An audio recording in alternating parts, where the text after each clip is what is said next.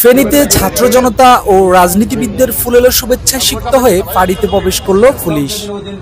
এই সময় জাতীয় পতাকা উত্তোলন করে ফাঁড়ির কর্মকাণ্ড শুরু করা হয়। আজ সকালে শহরের শহীদ শহীদুল্লাহ কায়সার সড়কে অবস্থিত ফেনী শহর পুলিশ ফাঁড়ির সামনে ছাত্র জনতা, বিভিন্ন রাজনৈতিক দলের নেতৃবৃন্দ পুলিশ ফাঁড়ির সামনে এসে জড়ো হয়।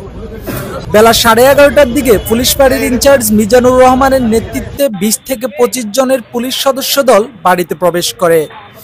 এ সময় ফাঁড়ির গেটে ছাত্র জনতা ও রাজনৈতিক নেতৃবৃন্দ ফুলেলো শুভেচ্ছা জানায়।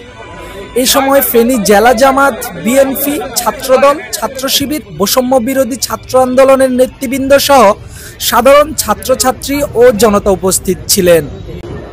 এখন পরিস্থিতি ভালো হয়েছে, সেজন্য আজকে আমরা এই ফাঁড়িটি পুনরায় জনস্বার্থে জনগণের সেবার জন্য ওপেন করেছি এবং আপনাদের এই সহযোগিতার জন্য আপনাদেরকে সবাইকে আমি আবারও বাংলাদেশ পুলিশের পক্ষ থেকে অসংখ্য ধন্যবাদ এবং কৃতজ্ঞতা জ্ঞাপন করছি।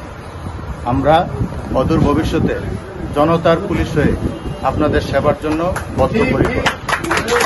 আগের মতো আগে যেরকম আপনাদের পাশে ছিলাম, আমরা ভবিষ্যতে এর চেয়েও বেশি পেশাদারিত্ব নিয়ে আপনাদের পাশে থাকব, আপনাদের সেবা করব। আপনাদের যে কোনো প্রয়োজনে 24/7 আমরা আপনাদের পাশে আছি। আপনাদেরকে সাথে নিয়ে সকল প্রকার চুরি, ডাকাতি, জনগণের জানমালের নিরাপত্তা নিশ্চিত করার জন্য আমরা কাজ করে যাব।